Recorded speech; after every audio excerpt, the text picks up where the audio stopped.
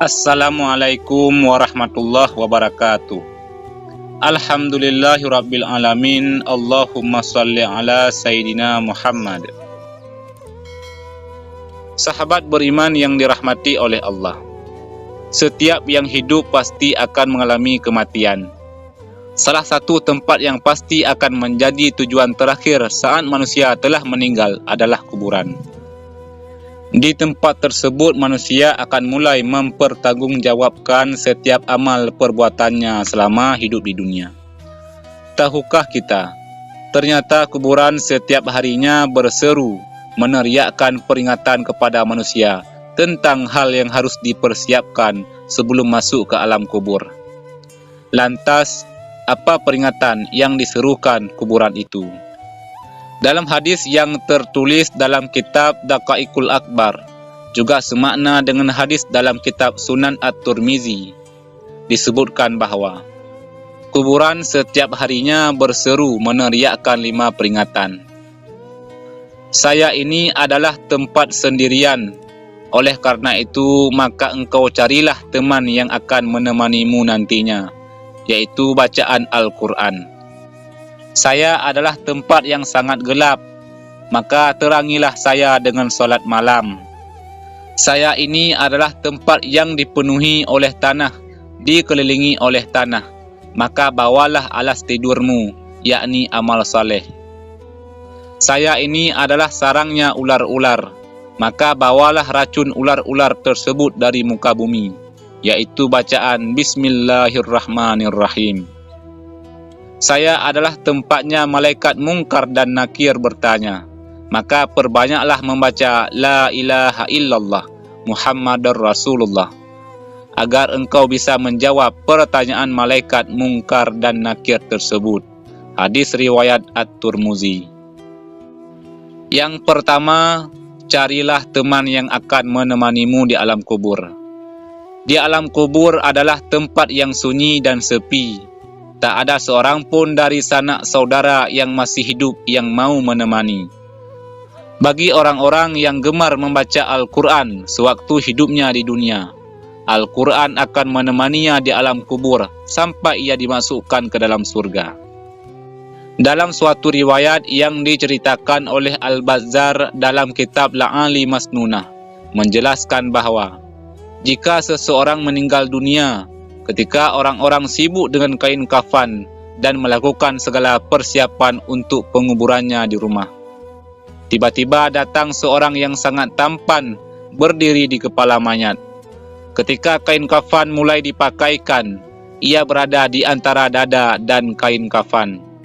Setelah dikuburkan dan orang-orang mulai meninggalkannya, maka datang 2 malaikat, yakni malaikat Munkar dan Nakir, untuk menayangkan amal perbuatan si mayat semasa hidup di dunia. Kedua malaikat tersebut berusaha memisahkan orang tampan tersebut dari si mayat agar memudahkan proses ditanya jawab tersebut. Tetapi si tampan berkata, "Ia adalah sahabat karibku. Dalam keadaan bagaimanapun, aku tidak akan meninggalkannya. Jika kalian ditugaskan untuk bertanya kepadanya, lakukanlah pekerjaan kalian. Aku tidak akan berpisah dari orang ini, sehingga ia dimasukkan ke dalam surga." Kemudian si tampan itu berkata kepada si mayat, "Aku adalah Al-Quran yang terkadang kamu membaca dengan suara yang keras, dan terkadang kamu baca dengan suara yang perlahan. Jangan khawatir, setelah menghadapi pertanyaan Munkar dan Nakir ini, engkau tidak akan mengalami kesulitan." Kemudian yang kedua, carilah penerang yang akan menerangimu di alam kubur. Ada banyak hal yang dapat dilakukan untuk mendapatkan penerang di alam kubur. Salah satunya adalah dengan mengerjakan salat. Hal ini sebagaimana dijelaskan dalam sebuah hadis, salat adalah cahaya, sedekah merupakan bukti nyata, sabar itu sinar, dan Al-Quran adalah pembelamu atau penuntunmu. Hadis riwayat Muslim. Rasulullah SAW bersabda tentang kuburan seorang wanita yang berkulit hitam yang bertugas membersihkan masjid. Wanita itu meninggal Kemudian beliau menyolatkan wanita itu di atas kuburnya. Setelah usai, beliau berkata, "Sungguh kuburan-kuburan ini penuh dengan kegelapan atas penghuninya, dan sungguh Allah Azza wa Jalla akan meneranginya untuk mereka dengan salawatku di atas mereka." Hadis riwayat Muslim. Kemudian yang ketiga, carilah alas tidur untuk alasmu di alam kubur. Amal saleh dan kebaikan-kebaikan yang dilakukan selama hidup di dunia nantinya akan menjadi alas tidur bagi si mayit di alam kubur. Salah satu amal saleh itu adalah membaca Al-Quran. Selain akan menjadi teman di alam kubur, Al-Quran akan memberikan alas tidur bagi si mayit kelak di alam kubur. Hal ini sebagaimana disampaikan oleh Al-Bazzar dalam kitab La'alli Masnunah. Ia menjelaskan bahwa kelak Al-Quran akan menghamparkan tempat tidur dan permadani sutra yang penuh dengan kasturi dari Mala'il A'la. Lalu yang keempat, bawalah racun dari bumi untuk membunuh ular di alam kubur. Bagi orang-orang yang beriman, racun untuk membunuh ular di alam kubur itu adalah bacaan Bismillahirrahmanirrahim. Dengan membaca ini berarti seseorang telah menghambakan diri sepenuhnya kepada Allah. Ular penyiksa di alam kubur itu bernama ular tinin.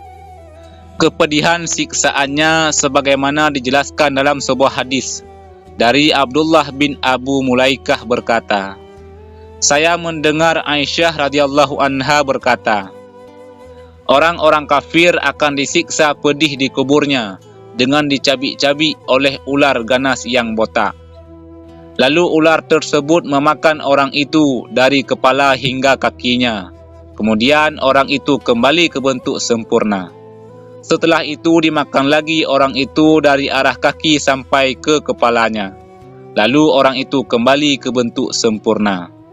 Lalu ular itu memakan lagi orang tersebut dari arah kepala hingga sampai ke kakinya. Begitu seterusnya."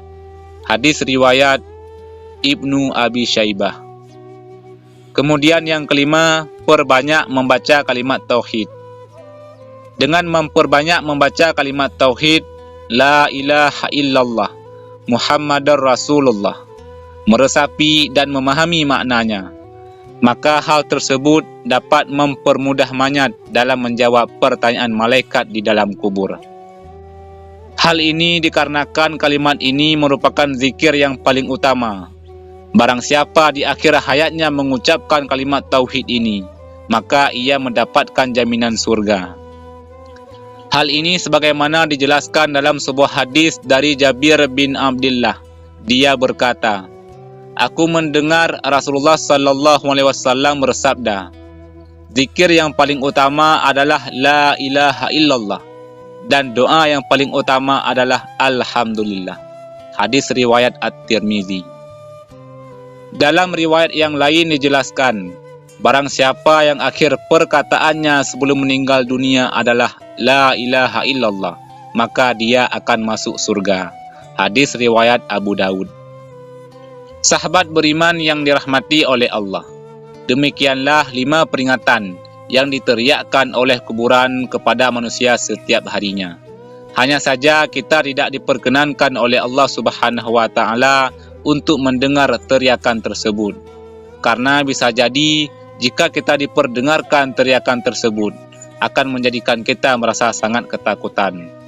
Rasulullah sallallahu alaihi wasallam pernah bersabda, "Seandainya kalian tidak akan saling menguburkan, tentulah aku akan berdoa kepada Allah agar memperdengarkan kepada kalian siksa kubur yang aku dengar."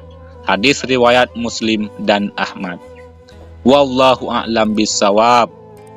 Demikian yang bisa kami bagikan, mudah-mudahan ada manfaatnya.